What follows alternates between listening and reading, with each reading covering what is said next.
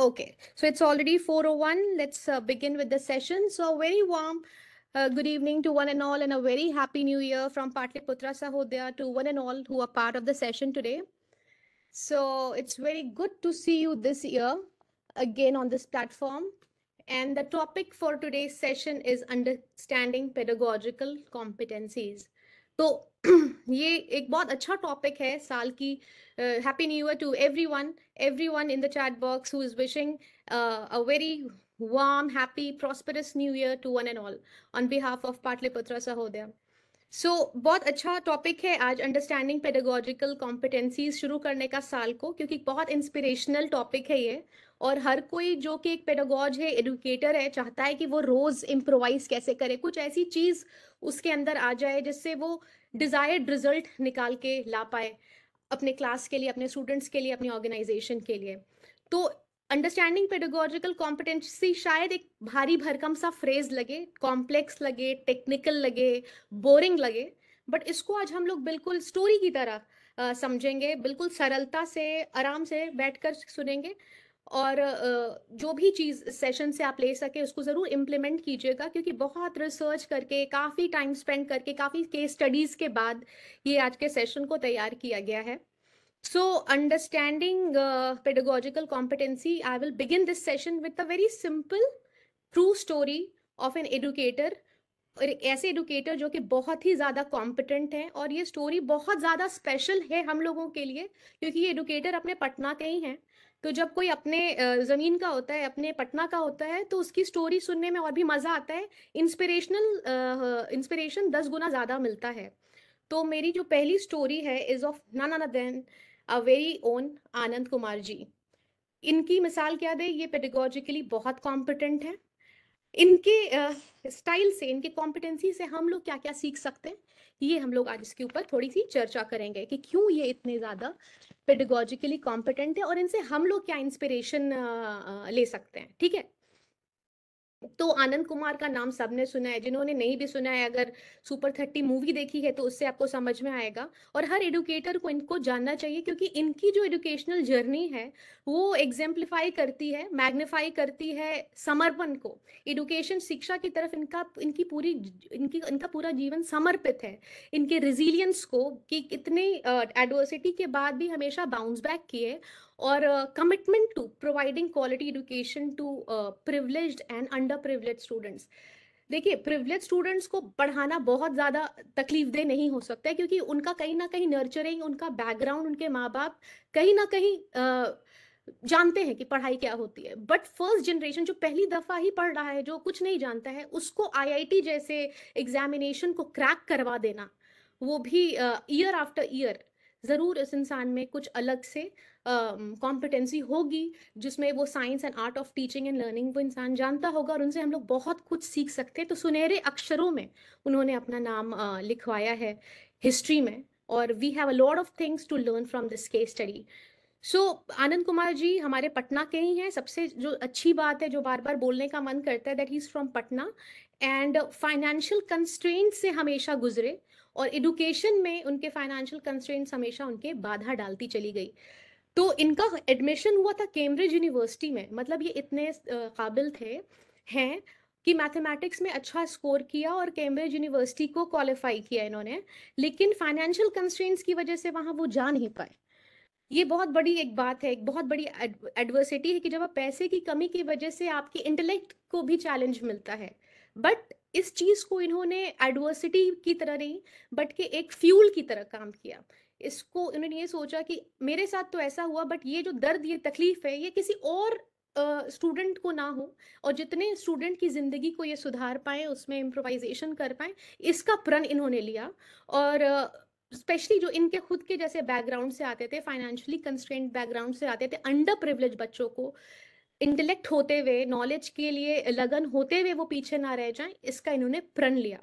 Super 30 initiative इन्होंने start किए 2002 में, और इसका एम था कि आईआईटी को क्रैक कराना है. और आईआईटी क्या है, ये हम लोग सब जानते हैं कि it's not easy to crack.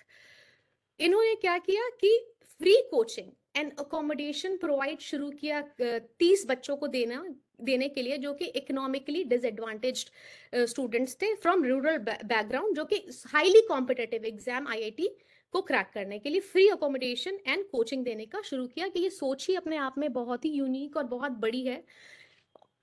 और डेडिकेशन और सैक्रिफाइस की आनंद कुमार जी अलग ही एक मिसाल हैं। और इन्होंने शुरू किया कि वो फीस नहीं चार्ज करेंगे। इसकी वजह से ये और इनकी फैमिली काफ़ी फाइनेंशियल हार्डशिप की इस सोच की वजह से और इस इम्प्लीमेंटेशन की वजह से जो इन्होंने शुरू किया, इनकी फैमिली बहुत इन्होंने सफ़र किया फाइनेंशियल हार्डशिप से इस प्रोग्राम को सस्टेन करने के लिए। अपने छोटे से घर को, लिविंग रूम को इन्होंने क्लासरूम बनाया, क्योंकि ये नहीं चाहते थे कि इनके अलावा और कोई स्टूडेंट इस तकलीफ से गुजरे कि सब कुछ होते हुए भी वो उस मुकाम पे ना पहुंच पाए पैसे की कमी की वजह से। तो ये प्रण इन्होंने, ये समर्पण एजुकेशन को इन्होंने दिया था। अब सुपर 30 का जो प्रोग्राम था, ऑब्वियसली आईआईटी को क्रैक करना कोई छोटी बात तो है नहीं, वो बहुत ही इंटेंसिव और रिगरस ट्रेनिंग शेड्यूल हुआ करती थी इसकी, और अभी भी होती है। और पर्सनलाइज्ड अटेंशन जो इन्होंने दिया, या 12th fail is another example which I have not watched but I will watch for sure. Thank you for the idea. सो इन्होंने पर्सनलाइज अटेंशन दिया एक स्टूडेंट, हर एक स्टूडेंट को। यहाँ पे हम लोग आगे जब पेडागोजिकल कॉम्पिटेंसी देखेंगे तो आप यहाँ से देखिए ये वर्ड जो आनंद कुमार जी के साथ जुड़ता है कि personalize attention to each student दिया, और इंश्योर किया कि हर बच्चा जो उनके क्लास में है वो कॉम्प्लेक्स मैथमेटिकल प्रॉब्लम्स को समझ सके और बहुत प्रिपेयर्ड हो। तभी तो 30 के 30 बच्चों को आईआईटी में क्रैक करा लेना मजाक की बात तो नहीं होगी। कॉम्पिटेंसी उस टीचर की आप समझिए कि किस तरीके की होगी। उसके बाद ऑब्वियसली जब आप इस तरह का कोई भी टारगेट सेट करते हैं अपने लिए तो बहुत से ऑड्स आएंगे, लेकिन अगेंस्ट ऑल ऑड सुपर 30 का प्रोग्राम ने हमेशा ही remarkable success year after year अपने लिए लिया। और इकोनॉमिकली जो डिसएडवांटेज बैकग्राउंड से जो बच्चे थे उन्होंने सिक्योर किया प्रेस्टिजियस आईआईटीज में। आनंद कुमार जी के इस काम के लिए नेशनल एंड इंटरनेशनल रिकॉग्निशन उनको मिला, और बहुत सी डॉक्यूमेंट्रीज बनी, एक मूवी बनी, और आउटस्टैंडिंग कंट्रीब्यूशन है उनका एजुकेशन में। और इनका ये जो एफर्ट है एजुकेशन को, जो ये समर्पित इन्होंने किया है शिक्षा को, ये बियॉन्ड सुपर 30 जाता है। और बहुत से और लोग जिन्होंने इनका काम देखा वो इंस्पायर हुए और इस तरह का काम लिया, और ये एजुकेशन की तरफ, अंडर प्रिविलेज के तरफ लोगों का रुझान जो था वो बढ़ा, और बहुत से लोग इस क्षेत्र में आए मदद करने के लिए।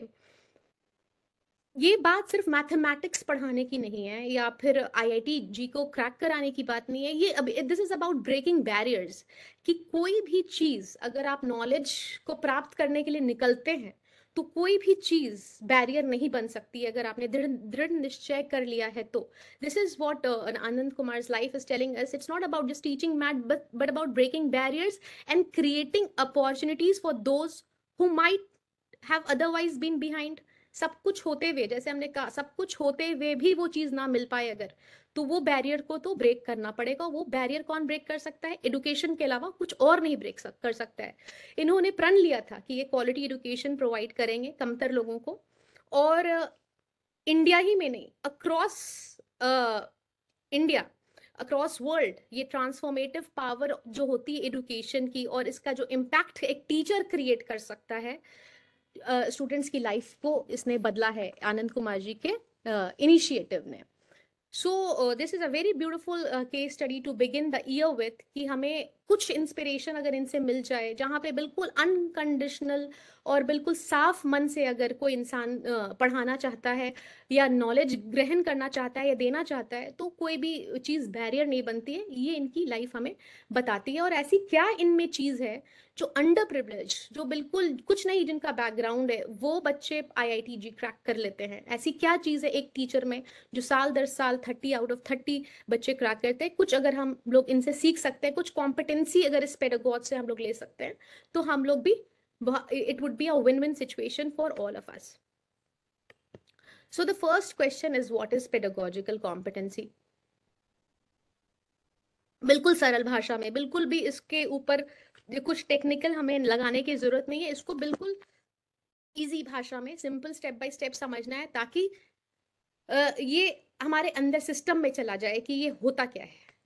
तो pedagogical competency refers to the ability of an educator. जो एक एजुकेटर ने ठान लिया कि अगर क्लास में घुसना है तो ये लर्निंग ऑब्जेक्टिव के साथ अगर घुसे तो ये निकलेंगे तो ये ऑब्जेक्टिव तो क्लास में प्रूव हो जाएगा। To effectively teach and facilitate learning, कि आप इफेक्टिवली पढ़ा तो दें जो आप कोर कॉन्सेप्ट लेके क्लास में गए हैं, और फैसिलिटेट कि वो जो आपने पढ़ाया है वो ऐसा बीज बो दें आप क्लास में कि उसके ऊपर बच्चे अब फैसिलिटेट हो चुके हैं, अब उसके ऊपर वो अपना जितना रिसर्च करना चाहते हैं आपने उनके अंदर वो क्यूरियोसिटी डाल दी है कि अब बच्चे उसके ऊपर बिल्डअप करेंगे।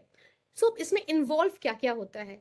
Combination of instructional skills. अब इंस्ट्रक्शनल स्किल्स आपके कुछ भी हो सकते हैं, आज आप चाहें तो लेक्चर बेस्ड मेथड्स आपके हो सकते हैं, कोलैबोरेटिव मेथड्स हो सकते हैं, प्रॉब्लम बेस्ड तरीके से आप पढ़ाना चाहते हैं। आपको नॉलेज होनी चाहिए एजुकेशनल थ्योरीज की। अब एजुकेशनल थ्योरीज क्या होती है? जैसा कि हमने बीएड में पढ़ा है, कुछ बच्चे रिवॉर्ड एंड पनिशमेंट से समझते हैं, बिहेवियरिज्म हम लोग कहते हैं उसको। कुछ बच्चे जो होते हैं वो ऑब्जर्वेशन और एक्टिव लर्निंग से पढ़ते हैं, जिसको हम लोग कंस्ट्रक्टिविज्म कहते हैं। कुछ बच्चे मल्टीपल इंटेलिजेंस के थ्रू पढ़ते हैं, आर्ट इंटीग्रेशन के थ्रू पढ़ते हैं। तो आपको समझ में आ जाना चाहिए, और एक साल में हम लोगों को बच्चों को दर साल पढ़ाते पढ़ाते समझ में आ जाता है एजुकेशनल थ्योरी की। हमें एसेंस समझ में आ जाता है कि इस टेक्निक से, रिवॉर्ड एंड पनिशमेंट से अच्छा रिजल्ट निकल के आ रहा है। इसमें ऑब्जर्वेशन अगर हम एक्टिव लर्निंग करा रहे हैं बच्चों को, हम हैंड्स ऑन करा रहे हैं, या हम लोग आर्ट इंटीग्रेशन के थ्रू करा रहे हैं, तो बच्चा समझ रहा है। ये हमें हर चैप्टर के साथ ये पता, अच्छा इस क्लास में हमें इसको स्मार्ट क्लास में ले जाना है, इसमें लैब में ले जाना है, तो ये हमें समझ में आने लगता है।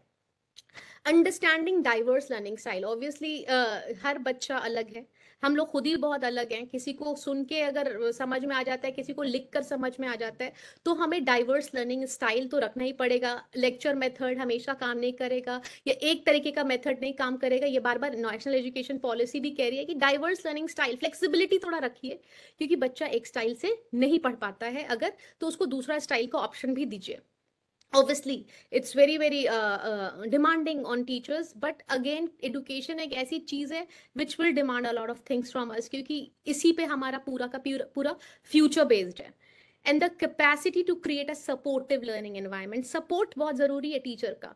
जब हम लोग स्कूल में पढ़ा करते थे और टीचर का अगर सपोर्ट नहीं होता था, तो वो चैप्टर्स आज भी हमें अगर हम हमारे आंख के सामने से गुजरते हैं तो हमें उसका डर अभी भी याद आता है कि अच्छा ये अलजेब्रा का ये चैप्टर जब हमें स्कूल में पढ़ाया गया था तो नहीं समझ में आया था, क्योंकि टीचर ने ठीक से नहीं समझाया था, टीचर का सपोर्ट नहीं था। तो वो डर आज भी 20 साल 25 साल बीतने के बाद भी सिस्टम में है। तो वो हमें देखना है कि हम बच्चे को सपोर्ट करें इस जर्नी में, क्योंकि उनके लिए तो बिल्कुल ये नई सी चीज़ है। तो जब भी वो कोई भी कॉन्सेप्ट उनके सामने पहली दफ़ा आता है, तो उन्हें हम जैसे एल्डर्स का, टीचर्स का सपोर्ट बहुत चाहिए, ताकि वो सपोर्ट से उस चीज़ को डिकोड कर सकें, समझ सकें, इंटरनलाइज कर सकें, और फ्यूचर में उसका एप्लीकेशन वो कर सकें। एजुकेशन का जो अल्टीमेट मोटो है कि बच्चा उस नॉलेज को यूज़ कर सके अपनी रियल लाइफ में। अब इसको और अगर हम डिटेल में पढ़ें तो we will move on to the next slide, कि एक पेडागोजिकल जो कॉम्पिटेंट टीचर होता है,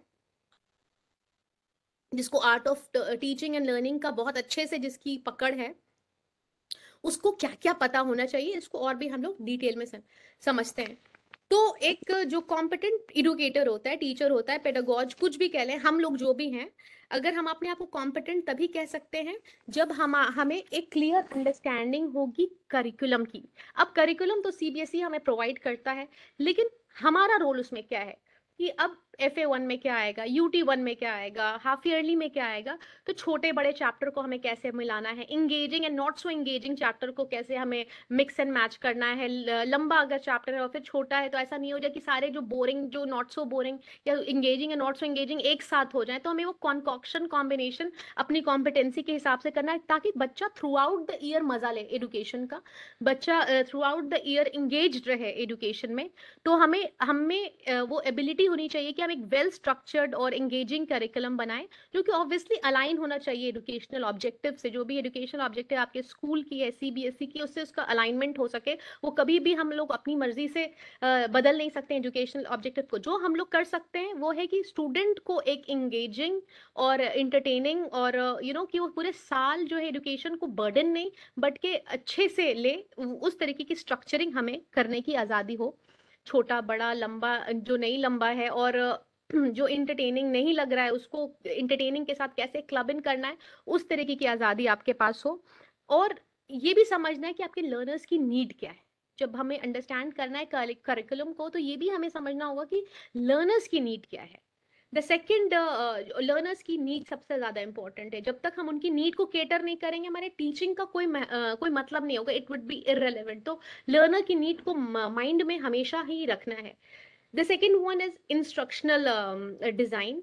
तो आप जब कोई भी चैप्टर का लेसन प्लान बनाते हैं, तो आपको ये उस टाइम पे समझ में आ जाता है कि अभी जो आप क्लासरूम में कल जाएंगे, तो पहले एक बच्चे को हम लोग कहते हैं कि फ्लिप्ड क्लासरूम में थोड़ा सा आप उसको ब्रीफ पहले से कर देते, ये पढ़ करके आना, फिर नेक्स्ट हम लोग लेक्चर पे शुरू करेंगे। तो आपकी इंस्ट्रक्शनल डिजाइन क्या होगी? लेक्चर बेस्ड होगी या इंटरैक्टिव होने वाली है? क्वेश्चन आंसर से आप शुरू करेंगे, आइस ब्रेकिंग एक सेशन लेंगे, या आर्ट इंटीग्रेशन करेंगे, या प्रॉब्लम बेस्ड होगा, कुछ जो भी है आपको, आपकी वो क्लैरिटी होनी चाहिए कि आपका इस चैप्टर में इंस्ट्रक्शनल डिजाइन क्या होगा। तभी आप वेरियस जो जो आपका लर्निंग स्टाइल है और आपकी प्रेफरेंसेस है, वो आपके सामने क्लियरली आएगी। द थर्ड इज, जो एक पेडागोजिकल जो कॉम्पिटेंसी टीचर में जिसके भी है, वो देखेगा कि वो क्लासरूम मैनेज हो पा रहा है कि नहीं। नहीं तो अगर आप कितने भी कॉम्पिटेंट हो, आपके नॉलेज पे आपका कितना भी कमांड हो और आप मास्टर हो अपने मटेरियल के, मगर आपकी अगर क्लासरूम मैनेज्ड नहीं है, और आपके क्लासरूम में बच्चों का बिहेवियर अप्रोप्रिएट नहीं है, उनका एटीट्यूड नहीं है रिसीव करने का, या उनका एटीट्यूड नहीं है कोऑपरेट करने का, वो डिस्टर्ब कर रहे हैं, तो मेरी कॉम्पिटेंसी फिर अगर नॉलेज पे है, मटेरियल पे है, तो वो वहां तक पहुंच ही नहीं पाएगी। सो क्लासरूम में बहुत इंपॉर्टेंट रोल है हम एक टीचर का, कि वो conducive learning and positive learning environment create कर पाए। पॉजिटिव जिसमें सब बच्चे लर्न कर रहे हो, ऐसा नहीं हो कि कोई बच्चा जो है वो मार्जिनलाइज्ड है किसी वजह से, या बुलीड है, या फिर वो परेशान है और टीचर को नहीं पता है। तो एक कॉम्पिटेंट टीचर जो है, उनको जरूर पता होना चाहिए कि मेरे क्लास का जो माहौल है वो बिल्कुल पॉजिटिव है, और सब बच्चे रिसीव करने के मोड में है। Whatever I am trying to give, they are trying to receive it. और इसमें हमें स्टूडेंट का बिहेवियर बहुत अच्छे से चेक करना है। अगर कोई दो ऐसे बच्चे हैं जो कंटिन्यूअसली क्लास में नेगेटिविटी फैला रहे हैं, तो आपको we will have to check them. और प्रमोट करना है पार्टिसिपेशन, कि सब बच्चे पार्टिसिपेट करें। और किसी भी तरह के कॉन्फ्लिक्ट अगर क्लास में है, जिस जो क्लास में आपके जो आप आदान प्रदान कर रहे हैं नॉलेज का, उस कॉन्फ्लिक्ट को भी आपको रिजॉल्व करने की ताकत आप में आपको होनी चाहिए, और समझ होनी चाहिए कि भाई ये कॉन्फ्लिक्ट जो है उसको कैसे रोकना है। तभी आपके पास जो भी whatever you carrying to the class will be received well by the students. Then assessment and evaluation is the fourth point. Fair and valid assessment is very very important. As a teacher, सबसे important होता है fair होना। ऐसा ना हो कि theoretical पे हमने दे दिया, एप्लीकेशन में नहीं दिया, या हायर ऑर्डर में उसके साथ फेयरनेस नहीं हो पा रही है। तो at all times a competent pedagogue will have to see कि जो असेसमेंट है वो फेयर है, वैलिड है, और स्टूडेंट की अंडरस्टैंडिंग उसमें ये अगर ये समझ में आ रहा है कि बच्चे को कोर कॉन्सेप्ट समझ में आ गया है, तो that is the most important part of assessment, कि बच्चे को कोर कॉन्सेप्ट डिकोड हो गया है, स्टूडेंट की अंडरस्टैंडिंग इस सब्जेक्ट पे हो गई है, उसने प्रोग्रेस किया है, उसने कुछ अचीव किया है। और फिर जो जो असेसमेंट डेटा है उसको आप यूज करते हैं इन इम्प्रोवाइजिंग योर टीचिंग प्रैक्टिस। अगर अगर असेसमेंट में आपके लगता है कि कहीं ना कहीं बच्चे में अभी भी कमी है, तो आपको वो डेटा यूज करना पड़ेगा कि हम उस अपनी टीचिंग स्किल को कहाँ पे इम्प्रोवाइज कर सके, कि असेसमेंट और भी अच्छे से हम कर सके, बच्चे का इवैल्यूएशन जो हो रहा है वो बच्चे और भी उसमें अच्छे से पार्टिसिपेट कर पाए। तो improvisation is a continuous process on both the sides, बच्चों के लिए भी और हमारे लिए भी।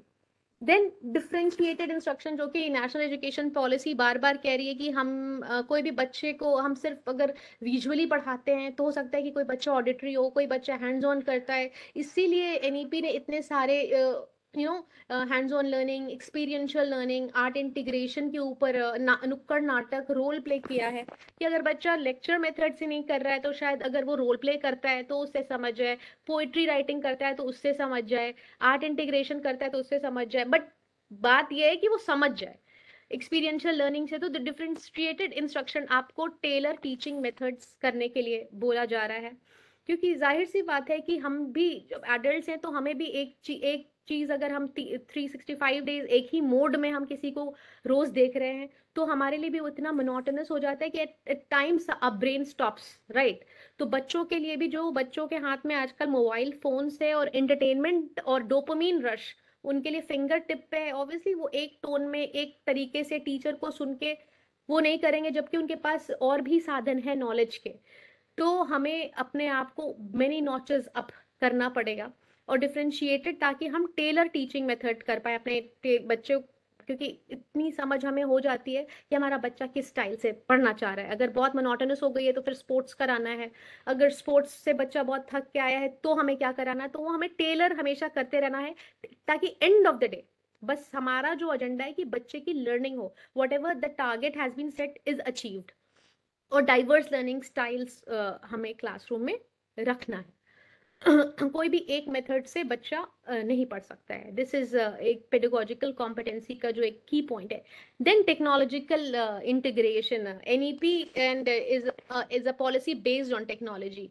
अब कोरोना, थैंक्स टू कोरोना की सबने डिजिटलाइजेशन सीख लिया, सबने लैपटॉप चलाना सीख लिया, सब टेक्नोलॉजिकली savvy हो गए। सो कब हमें मल्टीमीडिया का सपोर्ट लेना पड़ेगा, कब हमें स्मार्ट क्लास ले जाना होगा, कब हमें यूट्यूब पे कोई चीज़ दिखानी पड़ेगी, और कैसे कब टेक्नोलॉजी टीचिंग में आ गई और लर्निंग एक्सपीरियंसेस इतना ज़्यादा बूम कर गया, ये हमें पता नहीं चला, ठीक है। और अब technology and teaching are inseparable thanks to this period of pandemic, जहाँ पे हम we have all become very technologically driven, this it has become a technological driven world. तो it has become very easy for us also कि जब हम बच्चों को technology के हेल्प के through better experience, better learning experience provide कर पाते हैं। द अदर पॉइंट की जो हम लोग कहते हैं कि कॉम्पिटेंट, एक पेडागोजिकली कॉम्पिटेंट टीचर में होनी चाहिए, is obviously effective communication skill. जहाँ पे टीचर में ये क्षमता हो कि वो कॉम्प्लेक्स कॉन्सेप्ट को बिल्कुल तोड़ के, डिकोड करके, एक बड़ा अगर टॉपिक है तो उसको ब्रेक करके, और जो ब्रेक किया हुआ पार्ट है उसके बीच का कनेक्शन बता करके वो कर सके, वो तभी कोई कर सकता है when you have effective communication skills. So हम लोग कहते हैं ना एनालिसिस करना किसी भी चीज का, तो एक एनालिसिस इज नथिंग बट एक किसी बड़े चीज को ब्रेक कर देना, और ब्रेक करने के बाद उन दोनों के बीच के जो कनेक्शन है वो समझा देना, दैट इज एनालिसिस। तो वो एनालिसिस करने की क्षमता होनी चाहिए। Everything, the entire teaching process is based on communication. Whatever knowledge I have can only reach to the students in front of me when I am able to uh, communicate with them and provide constructive feedback। और बच्चों को constructive feedback provide करना, और open communication रखना कि बच्चा भी बोल रहा है और आप भी बोल रहे हैं। वो हमारे टाइम की बात नहीं जहाँ पे सिर्फ एक टीचर ही बोलते थे और एब्सोल्यूट साइलेंस होता था क्लास में। तो उस वो भी जो एक दौर था जो जिसमें हम लोग ने पढ़ाई की है, जहाँ पे it was a one way process, कोई इंटरेक्शन का कोई स्कोप नहीं था। तो हमने, हमारी लर्निंग किस तरीके की हुई है, ये everybody as a student we all know कि हमारी भी लर्निंग किस तरीके की हुई है। देयर आर मेनी चैप्टर्स जो कि अब एज अ टीचर जब हम लोग पढ़ते हैं तो समझ में आता है कि अच्छा इसका एक्चुअल मतलब ये था, बट एज अ स्टूडेंट वो कभी नहीं समझ में आया, बिकॉज वो स्कोप नहीं था इंटरेक्ट करके टीचर से पूछने का, या टीचर के अलावा कोई सोर्स नहीं था इंफॉर्मेशन का। तो वो अभी भी वो ब्लॉकेड कहीं ना कहीं है इंटरैक्टिव क्लासेस ना होने का हमारे टाइम पे। तो वो ब्लॉकेज जो हमने सफर किया, हमारे बच्चे ना सफर करें, उनके पास बिल्कुल ये लीनियंसी हो, ये अपॉर्चुनिटी हो कि अगर दे आर स्टक समवेयर और किसी कॉन्सेप्ट में वो फंस रहे हैं, तो वो आपसे इंटरेक्ट करके उस चीज से निकल पाए, बिकॉज आप एक इफेक्टिव कम्युनिकेटर हैं। Adaptability, the capacity to adjust teaching methods and strategies based on students need. हर स्टूडेंट अलग है, हर क्लास अलग है। कभी आपको एक साल बहुत ही स्टिमुलेटेड बदमाश क्लास मिल जाती है जो कि एकदम ही आपके आउट ऑफ कंट्रोल है, और कभी आपको बिल्कुल शांत बच्चे मिल जाते हैं, तो या कभी आपको मिक्सचर मिल जाता है। तो स्टूडेंट की नीड के हिसाब से अडेप्टेबिलिटी बहुत जरूरी है। आपको पूरी पर्सनालिटी क्लासरूम के में जाने के बाद अपनी अडेप्टेबिलिटी होनी चाहिए कि अगर स्टिमुलेटेड है तो you will need that extra spurt of energy to deal with your class. और एक साल होता है कि इतने ज्यादा ये शांत बच्चे मिल जाते हैं कि आपको लगता है you have to calm yourself down to deal with them. तो स्टूडेंट नीड तो आपकी हमेशा प्रायोरिटी के हिसाब से आपकी आपकी पर्सनालिटी को, आपके टीचिंग स्टाइल को स्टूडेंट नीड के हिसाब से हमेशा ऊपर नीचे करना पड़ेगा। That adaptability is expected out of teachers. And जैसे जैसे एजुकेशनल ट्रेंड्स बदलते हैं, जैसे कि एनईपी के आने के पहले एक एजुकेशनल ट्रेंड था, दैट वाज वेरी डिफरेंट। अब एनईपी के आने के बाद एजुकेशनल ट्रेंड दूसरा हो गया है, तो हमें ट्रेंड्स भी समझने होंगे। तो वो ट्रेंड की अडेप्टेबिलिटी भी होनी चाहिए। अगर if NEP is expecting us to do something different, तो we will have to adapt ourselves because we are all part of CBSE schools and CBSE schools are executing the national education policy। तो जो भी expected है हम teachers से, हमें उसको उसमें अडेप्ट करना पड़ेगा। तो अडेप्टेबिलिटी एक पेडागोज की बहुत ज़्यादा ज़रूरी है। हम लोग रिजिड नहीं हो सकते, हमें अडेप्ट करना पड़ेगा, कभी स्टूडेंट की नीड्स से, कभी एजुकेशनल ऑब्जेक्टिव स्टैंडर्ड्स की नीड्स से। ठीक है। Now, cultural competence, awareness, and understanding of cultural diversity, along with the ability to create an inclusive and respectful learning environment from various backgrounds. हर तरीके के बच्चे आपके क्लास में होंगे, तो हम लोग बायस्ड, प्रिजुडिस्ड नहीं हो सकते कि भाई ये एक पर्टिकुलर कल्चर का बच्चा है, या हम इनसेंसिटिव नहीं हो सकते हैं किसी दूसरे कल्चर के बच्चे को। तो हमें एक inclusive, CBSE again talks about, जो भी लोग एनुअल पेडागोजिकल प्लान जानते हैं कि क्या होता है, उसमें इंक्लूसिविटी इज समथिंग सीबीएसई का बहुत स्ट्रॉन्ग एम्फेसिस है। तो कल्चरल कॉम्पिटेंसी भी होनी चाहिए, और कल्चर जो भी है आपके क्लास का, जो डाइवर्स कल्चर है, उसको सेलिब्रेट करना है, उससे सीखना है, ना कि उसको मार्जिनलाइज करना है या बायस्ड होना है उसकी तरफ, या अलग करना है उसको। जबकि उस सबको इनकॉर्पोरेट करके एक रिच कल्चरल कॉम्पिटेंसी क्लास में करनी, ताकि हर कल्चर से बच्चा कुछ गुड पॉइंट सीख सके और उस डाइवर्सिटी को सेलिब्रेट कर सके। The second last is reflective practices. एक कोई भी, not only educators but any profession, आपको कहीं ना कहीं जाके रिफ्लेक्ट करना पड़ेगा, कि फीडबैक लेना पड़ेगा कि क्या है मेरे स्ट्रेंथ्स, जो मेरे स्ट्रेंथ्स है उसको और हम मजबूत बनाएंगे, जो कहीं ना कहीं मेरी वीकनेस है उसको हम इम्प्रोवाइज करेंगे। So reflection is very very important. At times we forget to reflect. हमें लगता है कि चल तो रहा है, हो तो रहा है, पहले भी ऐसे ही करते थे, आज भी ऐसे करते हैं। तो वो क्या होता है, एक प्लेट्यू आ जाता है, फिर मजा नहीं आता है, मोटिवेशन नहीं होता है। एडुकेशन में अगर टीचर को मजा नहीं आ रहा है, तो फिर वो मजा स्टूडेंट को भी नहीं दे पाते हैं। तो और अगर ये मजा आता है, तो फिर टीचिंग भार नहीं लगती है। तो जितना इसको मजे के साथ हम लोग करें, और इम्प्रोवाइजेशन के साथ करें, अच्छे फीडबैक के साथ करें, और कंटिन्यूअस इम्प्रूवमेंट अपने अंदर करें, तो हमेशा मोटिवेशन रहेगी, हमेशा इंस्पिरेशन मिलेगा, हमेशा आगे जाने की एक लालसा रहेगी कि भाई आगे जाना है।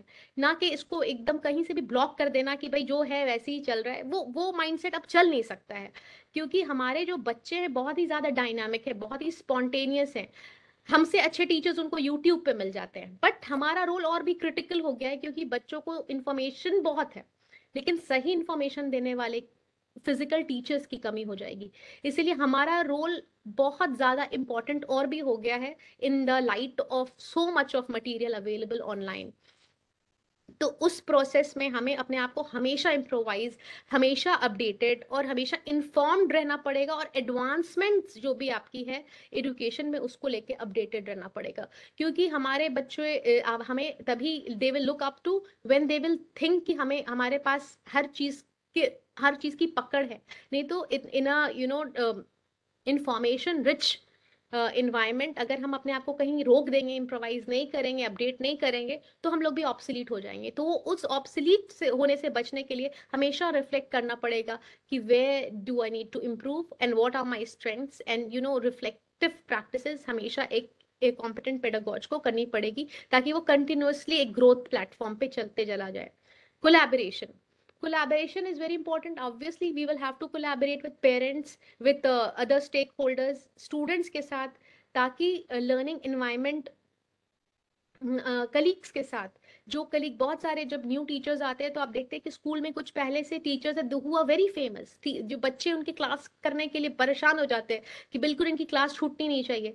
तो अगर आपके स्कूल में कोई भी ऐसे टीचर्स हैं जो कि जिनका टीचिंग स्टाइल इतना सॉलिड है कि बच्चे उनसे पढ़ने के लिए मर रहे हैं, तो आप जरूर उनसे सीखें, कहीं ना कहीं उनसे कोलैबोरेट करें। इसमें ईगो, बायस और एरोगेंस को, सब चीज को साइड में रख के you will have to collaborate. और जो साल लग जाते हैं किसी को सीखने में, किसी सीनियर से आप झट से सीख सकते हैं, because you are able to take the best points जो उतने साल में उन्होंने सीखा है, इम्प्रोवाइज किया है, आप कुछ महीनों में सीख सकते हैं। तो कोलैबोरेशन बहुत आपको मेनी स्टेप्स अप कर देगा if you collaborate with colleagues.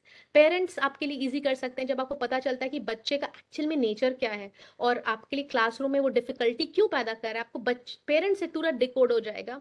Again this collaboration will help you you know accelerate your teaching process. And student support, student learning and development में ये कोलैबोरेशन बहुत ज्यादा हेल्प करता है। Now these were some of the points जो कि एक पेडागोजिकली competent teacher में हम लोग कहते हैं।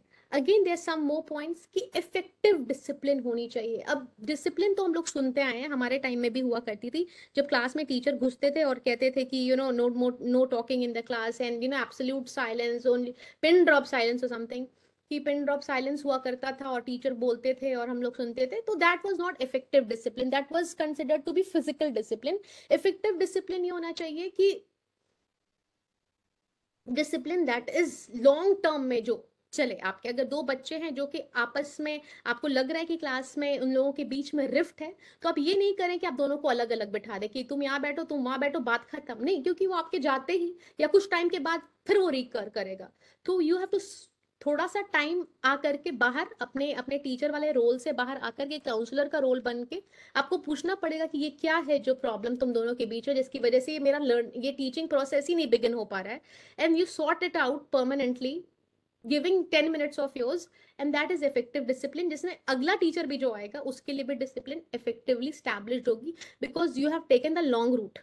तो जब भी teacher and I think doctors are two such profession जहाँ पे लॉन्ग रूट जरूरी है, क्योंकि शॉर्टकट से फिर वो रियकर करेगा। अगर कोई भी डॉक्टर शॉर्ट टर्म आपका इलाज करता है, वो बीमारी फिर रियकर करती है, फिर आपको उसकी मेडिसिन लेनी पड़ती है। तो सेम इज विद टीचिंग, आप शॉर्ट लीजिएगा रियकर करेगा, फिर दूसरे के लिए होगा, शायद आपके लिए फिर रियकर करे, इसलिए take a long route and finish that matter forever so that effective discipline is established.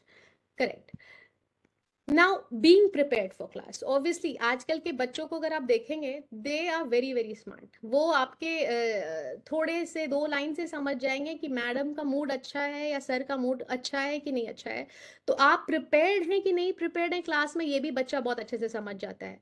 तो prepare a very good lesson plan, जिसमें टीचिंग स्ट्रैटेजीज की हमने बात की, एजुकेशनल थ्योरीज की हमने बात की। आपको पता होना चाहिए कि अगर आज हम क्लास में जा रहे हैं तो what would be my first 15 minutes, उसके बाद मेरा क्या होने वाला है, उसके बाद मेरा क्या होने वाला, आज क्या कराना है। तो व्हेन यू आर प्रिपेयर्ड ना, जो यू आर कॉन्फिडेंट, बच्चों को भी आपके अंदर कॉन्फिडेंस होता है, because you when you are prepared they वो कॉन्फिडेंस जो आप ट्रिकल करते हैं क्लासरूम में, वो बच्चा का कॉन्फिडेंस भी उससे ट्रिकल होता है कि जो आज सर या मैडम हम लोगों को देने वाले हैं, that's gonna be something that we need.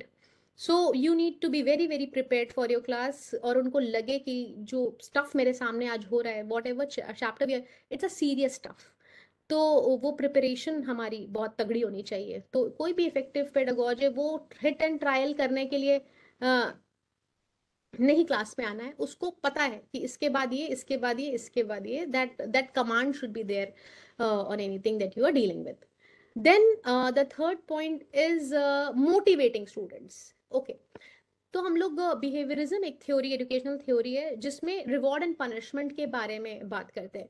कुछ बच्चे होते हैं जो बिल्कुल रिवॉर्ड के ही मेथड से अच्छा कर पाते हैं, कुछ बच्चे को कभी कभी पनिश करना पड़ता है। मोटिवेशन एक ऐसी चीज है जो हर किसी को चाहिए। कोई कितना भी कह दे कि मोटिवेशन इज नॉट इम्पॉर्टेंट, ये गलत है। हम लोगों को जब हम एडल्ट हो जाते हैं, कुछ एडवर्सिटी आती है, तो हम लोग, बहुत सारे लोगों को मोटिवेशन चाहिए, बहुत सारे लोग मोटिवेशनल वीडियोस देखते हैं, बहुत सारे लोग अपने फ्रेंड से बात करते हैं या ऐसे किसी से बात करते हैं जो कि उनको मोटिवेट कर देंगे। सो motivation is a very natural phenomena, और आप किसी के सेल्फ स्टीम को तोड़ करके मोटिवेट नहीं कर सकते। You are good for nothing, you will not be able to pass, ये सब बोल करके अगर ये लगता है कि बच्चा आपकी बात सुनेगा, तो ये ह्यूमन नेचर है, ये होमो सेपियंस का नेचर है कि आप उससे जुड़ी हुई किसी भी चीज़ को खराब बोलेंगे, तो वो एक नेगेटिव रीइंफोर्समेंट होगा, और नेगेटिव रीइंफोर्समेंट के बाद बच्चा सुनता नहीं है, वो फियरफुल हो सकता है बट इंटरनलाइजेशन नहीं होता है। For example, I give you very small example, अपना किसी का घर कितना भी छोटा हो, और वो इंसान अपने घर, छोटे से घर की कितनी भी बुराई करता हो कि मेरा घर बहुत छोटा है, मेरा घर बहुत छोटा है, बट द मोमेंट कोई दूसरा ये बात बोलते है कि तुम्हारा घर बहुत छोटा है, ये बात इंसान को बुरी लगती है, क्योंकि anything that belongs to you वो आपके लिए बहुत पर्सनल है, और उसका क्रिटिसिज्म सुनना इंसान को पसंद नहीं होता है। तो सेम जब हम लोग बच्चे को ये कहते हैं you are good for nothing, you will not be able to pass, तो क्या है ना, आपने उसके सेल्फ स्टीम को तोड़ दिया। अब इस सेल्फ स्टीम को अगर आप किसी के तोड़ देते हैं, उसके बाद आप सोचते हैं कि बच्चा मेरा सुन क्यों नहीं रहा है, क्योंकि आपने वो ब्लॉकेड मेंटल उसका साइंटिफिकली ब्लॉक कर दिया है कि अब वो नहीं सुनेगा। वो फियरफुल होके शायद मैकेनिकली आपकी कोई कोई बात मान लेगा, लेकिन जो आपकी बात है उसका कोई रेलेवेंस उसके लिए नहीं है। So don't, we have to be very very particular कि कोई भी टर्म जिसके आगे सेल्फ लगता है वो तोड़ी ना जाए। सेल्फ रिस्पेक्ट हो, सेल्फ स्टीम हो, वो तोड़ी ना जाए, उसकी इज्जत की जाए, और उसके बाद उसको बोला जाए कि this is what I am expecting out of you. This is one thing that homo sapiens के नेचर में है। Then increasing appropriate behaviour of students, very common problem कि अप्रोप्रिएट बिहेवियर नहीं होता है, आप कितना भी क्लास को काउंसिल कर दें, कुछ कुछ ना कुछ मिसचिफ होता ही रहता है। तो इंक्रीजिंग, अब एब्सोल्यूट परफेक्ट कभी नहीं हो सकता है, क्योंकि हमेशा कोई ना कोई एक ऐसा डिस्टर्बेंस आपके क्लास में होगा जो आपके 45 मिनट्स को चैलेंजिंग बनाएगा। तो आप जितनी कोशिश कर सकते हैं इंक्रीज करने की, उस अप्रोप्रिएट बिहेवियर की कीजिए। अगर कोई बच्चा है जो कंटिन्यूसली मिसचिफ कर रहा है, call their parents, go to the counsellor, उसको आप क्लास में ऐसा उसके साथ करिए कि वो उसका बिहेवियर अप्रोप्रिएट हो। नहीं तो कितना भी कोई कॉम्पिटेंट पेडागोज होगा, वो क्लास में पढ़ा ही नहीं पाएगा, अपने कोर कॉन्सेप्ट्स को ला ही नहीं पाएगा, अगर class is not ready to receive, and sometimes 2-3 students they always do this mischief, और वो क्लास के एक्सपीरियंसेस को खराब करते हैं। तो वहां पे we need to check, okay? So either you talk to the parents, you talk to the management, you talk to the counselor, but अगर आपके क्लास में mischief है, you need to take care of it, so that whatever knowledge you have, you are able to give it to the class. Providing creating a safe, comfortable learning environment. अब safety क्या है कि मान लीजिए कि हम financially deprived background से आते हैं, तो जब हम क्लासरूम में बैठे हैं, तो ये मेरे माइंड में नहीं होना चाहिए कि भाई फाइनेंशियली मेरा फाइनेंशियल बैकग्राउंड अच्छा नहीं है, या मेरा रेस अच्छा नहीं है, या मेरा रंग अच्छा नहीं है, या मेरा रिलीजन अच्छा नहीं है, इसलिए हम मेरे पढ़ाई में बाधा आएगी।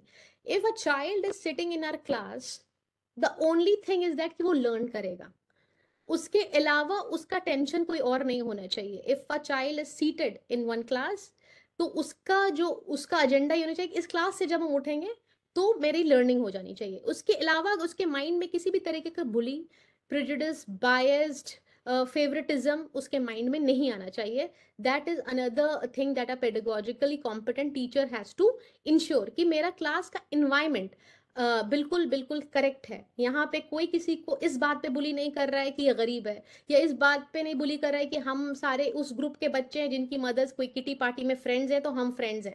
इस तरह का ग्रुपिज्म नहीं है, इस तरीके का बुलिंग नहीं है, या फिर किसी भी तरीके की बच्चा टेंशन में नहीं है।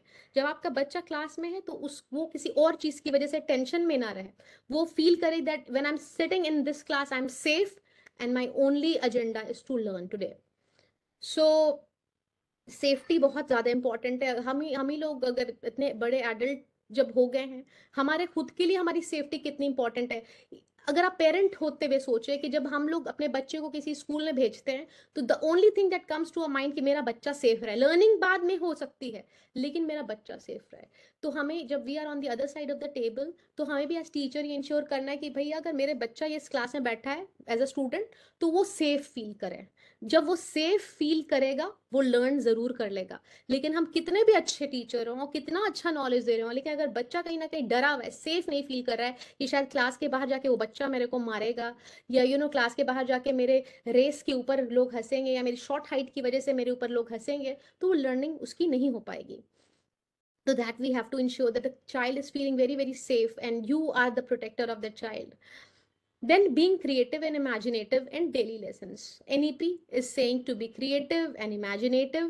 ताकि बच्चे को डिफरेंट स्टाइल से हम पढ़ाएं, डिफरेंशिएटेड इंस्ट्रक्शंस दें, इंस्ट्रक्शनल डिज़ाइन, कभी लेक्चर मेथड हो, कभी स्मार्ट क्लास हो, कभी एक्सपीरियंशियल हो, कभी रोल प्ले हो, कभी नुक्कड़ नाटक हो, कभी ड्रामा हो, कभी पोइट्री राइटिंग हो, कभी पोस्टर मेकिंग हो, ताकि बच्चा किसी तरीके से कोर कॉन्सेप्ट को समझ जाए। तो उसके लिए तो ऑब्वियसली आपको क्रिएटिव होना पड़ेगा। और क्रिएटिव कब होते हैं हम लोग? जब हम ज़्यादा से ज़्यादा ट्रेनिंग करते हैं, ट्रेनिंग से आपको आइडियाज़ आते हैं, आप ब्रेनस्टॉर्म करते हैं, कोलैबोरेशन करते हैं, तो आपको समझ में आता है कि ये चीज़ जो है इस माध्यम से बेहतर तरीके से पढ़ाई जा सकती है। Ensuring the right climate for learning to occur. अब क्लाइमेट से क्या मतलब है? This is very simple. Sunlight होनी चाहिए क्लास में बच्चे के चलने के लिए जगह होनी चाहिए। ऐसा ना हो कि बच्चा चल नहीं पा रहा है, आप मूव नहीं कर पा रहे हैं, आप पीछे के बच्चे के पास पहुंच नहीं पा रहे हैं। That is the right climate. But right climate यहाँ पे अगेन ये है कि बच्चा emotionally and socially secure feel करे। क्लाइमेट कंड्यूसिव होना चाहिए। जब बहुत ज्यादा गर्मी होती है हम अच्छा काम नहीं कर पाते हैं, जब बहुत ज्यादा ठंडी होती है तो हम अच्छा काम नहीं कर पाते हैं। तो हमें भी राइट क्लाइमेट चाहिए होता है हमेशा, एक टेम्परेचर चाहिए होता है अच्छा काम करने के लिए। तो आप भी अपने क्लासरूम का टेम्परेचर ऐसी जगह पे रखिए जहाँ पे सब बच्चे कंफर्टेबल हों, ताकि लर्निंग अकर हो सके। Preparing students for future life, the most important aspect of being a competent pedagogue, कि आप बच्चे को फ्यूचर के लिए तैयार करें। I always take this example of first aid, कि बच्चा फर्स्ट एड तो इतना पढ़ता है क्लास 2 में, लेकिन घर पे किसी का हाथ कट जाता है तो बैंडेड नहीं लगाना जानता है। तो फिर वो क्या फ्यूचर लाइफ के लिए तैयार हो रहा है फर्स्ट एड के चैप्टर को पढ़ पढ़ के? तो एप्लीकेशन होना चाहिए। बच्चा अगर एडिशन सीखता है तो ग्रोसरी स्टोर में जाकर के सामान बिना बेवकूफ बने ला सके। दैट, तो प्रिपेयर करना फ्यूचर लाइफ को, क्योंकि एजुकेशन का अल्टीमेट मोटिव है कि बच्चा जीना सीख जाए और अपने पैरों पे जीना सीख जाए, कोई कहीं मूर्ख ना बने। तो फ्यूचर के लिए वो रेडी हो। अब तो और खास के जबकि फ्यूचर जो है वो बिल्कुल अनप्रिडिक्टेबल हो गया है। नाउ अगर आप साइंस का लेसन पढ़ा रहे हैं, अब थोड़ा सा साइंस की तरफ भी हम लोग देख लें। अगर सब्जेक्ट वाइज भी पेडागोजिकली कॉम्पिटेंट कैसे होते हैं ये समझ लें, तो इसमें आपको एग्जाम्पल दिया गया है कि अगर आप साइंस का चैप्टर, ये तो समझ में आ गया भाई कि आपको पेडागोजिकली कॉम्पिटेंट बनना है। लेकिन अब साइंस के अगर हम टीचर हैं तो आप जरूर एक्टिव लर्निंग स्ट्रेटेजीज कराएं, जहाँ पे हैंड्स ऑन एक्सपेरिमेंट्स होने चाहिए। कोई भी कॉन्सेप्ट हो साइंस का, हैंड्स ऑन एक्सपेरिमेंट्स होने चाहिए, डेमोन्स्ट्रेशन होना चाहिए, एक्टिव लर्निंग क्योंकि होनी चाहिए। और उसके बाद इंटरैक्टिव एक्टिविटीज होनी चाहिए, और ताकि बच्चा एक्टिवली इन्वॉल्व हो लर्निंग प्रोसेस में।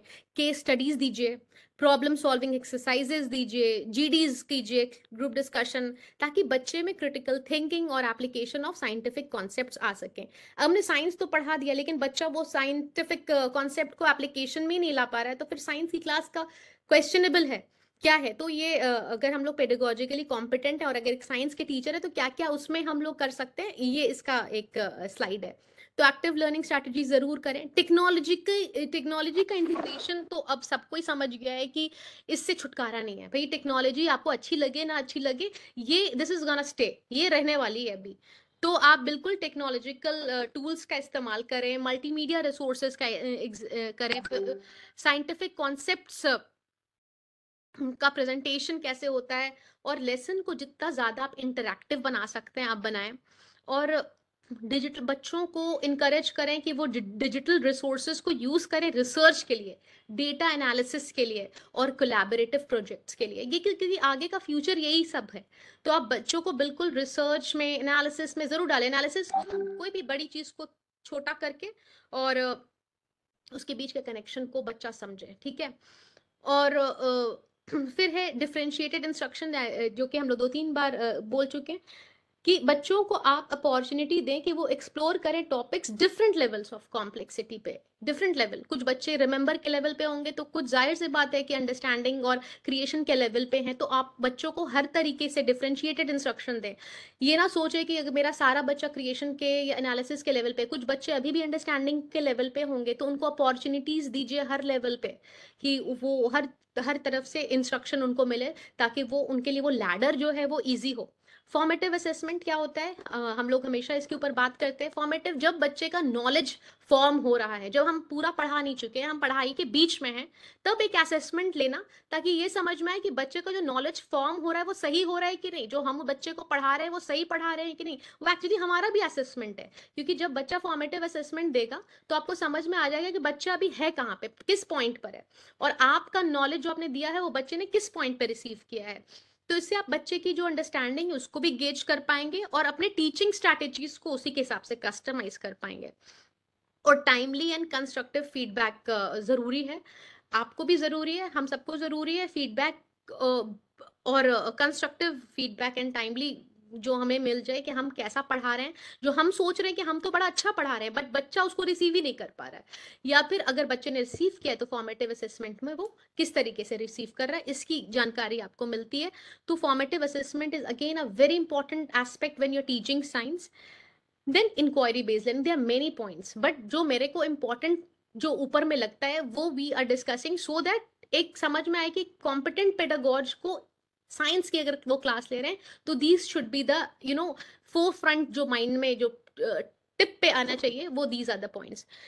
तो inquiry based learning again science में it can not go without inquiry based learning. So एक sense of curiosity and exploration होना चाहिए, आपको अपने लेसन को ऐसे स्ट्रक्चर करना है इंक्वायरी बेस्ड लर्निंग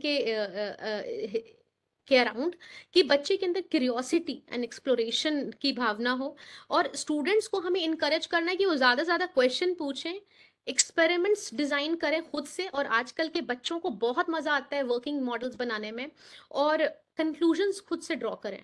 वो कंक्लूजन जो है वो हमारा नहीं, वो उनका खुद का होना चाहिए। एंड हमने आई हैव ऑब्जर्व कि बच्चों का जो कंक्लूजन होता है they are very different from what we think, it's completely out of the box. Today's kids they are very very technologically and scientifically complex and they have a very good understanding, so ask them to draw their own conclusion. और हम लोगों को ऐसे projects उनको देना है जो कि स्टूडेंट ड्रिवन हो, और जो कि रूम प्रोवाइड करें कि वो इन्वेस्टिगेट करें, इन्वेस्टिगेशन में उनका ज़्यादा से ज़्यादा प्रोजेक्ट बेस्ड उनको हमें इंक्वायरी बेस्ड लर्निंग कराना है। अगर साइंस की बात हो रही है तो हिस्ट्री की बात भी बहुत ज़्यादा ज़रूरी है, क्योंकि हिस्ट्री इज समथिंग जो बच्चों को बहुत बोरिंग लगता है, उनको बहुत टीडियस लगता है, तो हमें स्टूडेंट्स को हिस्ट्री में कैसे इंटरेस्ट दिलाना है। तो story telling and narrative techniques something जो कि कॉम्पिटेंट पेडागॉज यूज करेंगे। अब इसमें क्या होता है कि हिस्टोरिकल इवेंट्स को ज़्यादा इंगेजिंग और मेमोरेबल बनाने के लिए स्टोरी टेलिंग हम लोग यूज़ करते हैं, नैरेटिव्स क्राफ्ट करते हैं, जिससे क्या होता है हिस्टोरिकल जो भी फिगर्स हैं और इवेंट्स हैं वो लाइफ को आए, तो वो हमें स्टोरी टेलिंग और नैरेटिव या फिर रोल प्ले कराना है, ताकि बच्चा इमेजिन कर पाए कि अच्छा हिस्ट्री में ऐसा हुआ था। और इससे बच्चों की भी स्टोरी टेलिंग जो स्किल है वो डेवलप करेगी, और हिस्टोरिकल पर्सपेक्टिव को हर तरीके के नज़रिए से देखना है, क्योंकि हिस्ट्री एक ऐसी चीज़ है जिसका बहुत इंटरप्रिटेशन है। तो उसके वो हमें ये देखना है कि बच्चे डाइवर्स पर्सपेक्टिव से हिस्ट्री को देख रहे हैं। मेरा पर्सपेक्टिव हिस्ट्री को देखने का बिल्कुल अलग हो सकता है एक बच्चे के पर्सपेक्टिव को देखने के लिए, तो हमें, and history is all about interpretation, तो वो हमें डेवलप करना है। वी हैव टू अंडरस्टैंड कि उनका जो ये पर्सपेक्टिव आ रहा है वो कैसे आ रहा है। देन इंटरैक्टिव डिस्कशन, जब हम बच्चे क्लास में इंटरैक्ट करते हैं तो उनको दूसरे लोगों की भी बात समझ में आती है, अपने ओपिनियंस को एक्सप्रेस करने की समझ में आती है, क्वेश्चन आता है, इंगेज होते हैं वो हिस्टोरिकल डिबेट्स पे, और इसमें सबसे ज़्यादा उनकी लर्निंग होती है। और यहाँ पे हमें एक सपोर्टिव एनवायरनमेंट क्रिएट करना है, जहाँ पे बच्चे को अपना पर्सपेक्टिव या वो क्या सोचते हैं इस मुद्दे के ऊपर वो सोचने की आज़ादी हो, ऐसा उनको ना लगे कि हम ये बोल के बुद्धू बनने वाले हैं या रिडिक्यूल होने वाले हैं। तो वो इन्वायरमेंट आपके क्लास में होना चाहिए रिस्पेक्टेबल, कि हर ओपिनियन को, हर पर्सपेक्टिव को एक इज्जत मिले, तभी बच्चा इफेक्टिव कम्युनिकेटर बनेगा, लीडर बनेगा, जब उसको ये आज़ादी होगी कि उसके थॉट्स चाहे वो कितने भी छोटे हों या इनसिग्निफिकेंट हो, but they are respected. Role playing and simulation जो कि एनईपी के आने के बाद बेइंतहा बढ़ा है, तो और ये आप देखते होंगे कि इंटरलाइज हो जाता है knowledge, whenever you do a role play on some topic, वो लाइफ लॉन्ग बच्चा फिर वो उसको याद रखेगा। तो role playing simulation historical scenarios के हिसाब से आप जरूर कराएं, रशियन रेवोल्यूशन का कोई सीन करा दें, इन रेनेसॉ पे के ऊपर कुछ करा दें, Indian renaissance, partition of Bengal के ऊपर आप हिस्टोरिकल सिनेरियोज क्रिएट करा दें, और और डिफरेंट टाइम पीरियड्स पे। और इससे क्या होता है, एम्पैथी और डीपर कनेक्शन बच्चा स्टैब्लिश कर पाता है हिस्टोरिकल इवेंट्स पे। देन प्रोजेक्ट बेस्ड, हम लोग हमेशा प्रोजेक्ट बेस्ड, प्रोजेक्ट क्या करता है कि बच्चे को किसी एक टॉपिक पे डीपली डेल्व करने के लिए मदद करता है। जब हम लोग कोई भी चीज के ऊपर प्रोजेक्ट कराते हैं तो कोई भी चीज के ऊपर वो डीपर नॉलेज होता है। कोई भी आपने टॉपिक दिया है, वह उसके ऊपर रिसर्च करेगा, उसके ऊपर फोटो बनाएगा, उसके ऊपर और डिटेल्स डालेगा, तो वो डेल्व करता है डीपली किसी भी हिस्टोरिकल टॉपिक पे, रिसर्च ज्यादा कर पाता है, प्रेजेंटेशन और क्रिएटिविटी उसकी बढ़ती है, और पर्सनल इंटरेस्ट भी उनका समझ में आता है। When ever you give them projects, और अगर आप उनमें उसमें ऑप्शन देते हैं तो उनका पर्सनल इंटरेस्ट भी आपको क्लैरिटी के साथ समझ में आता है। मल्टीमीडिया रिसोर्सेज, क्योंकि आई सेड कि टेक्नोलॉजिकली ड्रिवन पॉलिसी है नेशनल एजुकेशन पॉलिसी, तो ऑब्वियसली आपको documentaries, historical films, virtual tours, और ट्रेडिशनल टीचिंग मेथड्स से पीछे हट करके आपको मीडिया की अगर आप हेल्प लेते हैं तो आप ये देखते हैं, when you take help of multimedia, आपका काम बहुत आसान होता है, बहुत सारा टाइम सेव हो जाता है, और बच्चे की जो नॉलेज होती है वो बहुत ज्यादा क्लियर विविड हो जाती है। अब जैसे 10th में एक चैप्टर है diary of Anne Frank, diary of a young girl, अगर आप उसके ऊपर बच्चे को मूवी दिखाते हैं तो उनको पूरा आइडिया हो जाता है कि where is Germany, and who was German police कैसे ढूंढ रही थी, क्यों, बस जस्ट वो जितना भी आप लेक्चर मेथड से ये कहानी समझाएंगे, अगर बच्चा वो मूवी देख लेता है मल्टीमीडिया की हेल्प से, एवरीथिंग बिकम्स क्रिस्टल क्लियर कि कैसे एक लाइब्रेरी के पीछे एक ज्यू लड़की छुप रही है हिटलर की आर्मी से, पुलिस से, और that thing becomes very very clear. So multimedia is a big help for the teachers. And cultural and global perspective, obviously when you are a history teacher तो आपको कल्चरल एंड ग्लोबल पर्सपेक्टिव तो बच्चों को जरूर बताना है। तो diverse perspective, highlighting the contribution of different cultures, her culture का कंट्रीब्यूशन है हिस्ट्री में, जरूर आप बताएं। और एक्सप्लोर ग्लोबल कनेक्शन, और इंटरडिपेंडेंसी जो होती है बच्चों की, जो कि इंटरकनेक्टेडनेस क्रिएट करती है। जैसे बच्चे को ये समझ में आ जाता है कि globally how we are connected, तो वो कल्चरल एंड ग्लोबल पर्सपेक्टिव देना भी हिस्ट्री टीचर का बहुत इंपॉर्टेंट रोल है। I think it's we'll come to the last slide, and this last slide is again, and ये हमें इतनी देर में ये तो समझ में आ गया कि पेडागोजिकली कॉम्पिटेंट होने के लिए what are the steps that we need to take, ये इस बात की क्लैरिटी आ गई। And every day we are doing something or the other, जिससे हमारे ये स्किल्स इम्प्रोवाइज हों। और हमने नेशनल एजुकेशन पॉलिसी के आने के बाद बहुत सारी चीज़ों में चेंजेस आया है, और अब इस पॉलिसी को आए हुए 3 साल हो गया, एंड 50 घंटे की रिग्रेस ट्रेनिंग के बाद a lot of things have change, and that adaptability is again expected out of us. And now we will end the session with an inspirational story of Ranjit Singh Disale, who is from Maharashtra. बहुत सारे लोग इनको जानते होंगे। अब इनके ऊपर हम लोग ने क्यों केस स्टडी ली है, because again he is a competent pedagogue and he is from Maharashtra. So he is an Indian educator, and he was awarded the global teachers prize award. हम लोग नेशनल टीचर्स अवार्ड के बारे में जानते हैं, एक ग्लोबल टीचर्स प्राइज अवार्ड आता है, और बहुत से लोग इसके लिए एस्पायर करते हैं। और कैसे महाराष्ट्र के एक छोटे से गांव के रंजीत सिंह दिसाले ने इस अवार्ड को जीता, ये थोड़ा सा समझने की कोशिश करते हैं। तो ये रंजीत जी, और ये this is the last slide, और ये this is again a story telling, ताकि आपको हमेशा के लिए याद रहे कि रंजीत सिंह दिसाले एक कॉम्पिटेंट पेडागॉज है, और इनकी हमने आपको एग्जाम्पल दी थी। तो दिसाले एक प्राइमरी स्कूल के टीचर थे, ठीक है, इन अ विलेज कॉल पारितेवाड़ी। ये बिल्कुल छोटा सा गांव है महाराष्ट्र का, और उन्होंने न्यूमरस, जब ये स्कूल में एज अ पीआरटी आए तो इन्होंने बहुत, अगर आप इनकी फोटो देखे तो आप देखिए कितने यंग हैं, और ये इन्होंने ग्लोबल टीचर्स अवार्ड जीता। तो जब ये पहली दफा जब स्कूल में, तो इनको बहुत सारे ऑब्स्ट्रक्शन से फेस करना पड़ा, क्योंकि स्कूल में बेसिक इंफ्रास्ट्रक्चर भी नहीं था, और गर्ल्स बिल्कुल अटेंड नहीं करती थी स्कूल को। तो इन्होंने देखा कि स्कूल में सिर्फ बॉयज ही बॉयज हैं, लड़कियां एक आध हैं, वो भी कभी आती हैं कभी नहीं आती हैं। अब इफेक्टिव पेडागॉज जब होगा तो उसको जरूर ये बात खटकेगी कि क्यों नहीं सारे बच्चे आ रहे हैं, क्यों स्कूल में एक जेंडर डिस्पैरिटी सी दिख रही है। ये बात इनको बहुत ये लगी कि क्यों लड़कियां नहीं आती हैं स्कूल में, और इन्होंने एक माइंड में बनाया कि he will make the girls come to the school. और लो अटेंडेंस की वजह से और एंगेजमेंट की वजह से स्कूल की अटेंडेंस ओवरऑल भी बहुत कम थी। इन्होंने इम्प्लीमेंट किया इनोवेटिव टीचिंग मेथडोलॉजी को, इन्होंने शुरू किया क्यूआर कोड का सिस्टम, यू नो, आपके बुक के ऊपर क्यूआर कोड होता है जिसको आप स्कैन करें तो पूरा का पूरा चैप्टर खुल जाता है।